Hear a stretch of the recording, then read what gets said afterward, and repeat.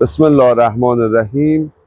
علی شربتداران هستم با 30 سال تجربه در صنعت لوله و اتصالات. ما به درخواست بازار مجبور هستیم که لوله‌های مختلف و طبیعتاً با کیفیات مختلفی رو به بازار عرضه کنیم. لوله‌های PVC ما شامل درجه 1 استاندارد، درجه 2 و درجه 2 هم با 2 گرید A و B هست که خدمت دوستانمون تقدیم میکنیم.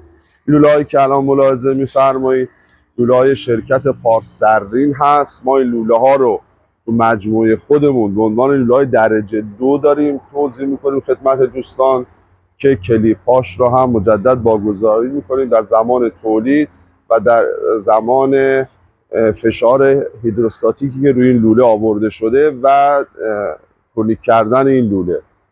قیمت‌های بسیار مناسبی داره که خدمت عزیزان عرض می‌کنم.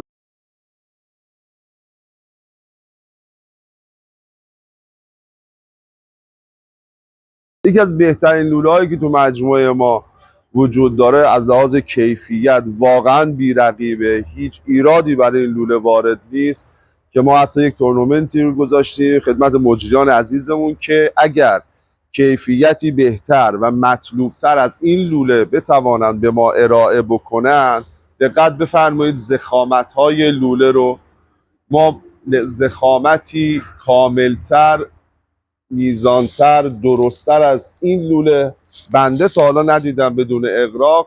اگر کیفیتی مطلوبتر و بهتر از این لوله بتوانند به ما ارائه بکنن، یک جایزه ای از طرف شرکت بهشون تعلق میگیره. معذالک این برند لوله و اتصالاتش کامله، کیفیت بسیار عالی و خوبی رو داره و طرحهایی هم برای مجریان عزیزمون داره که متعاقبا خدمت دوستان اعلام خواهد شد.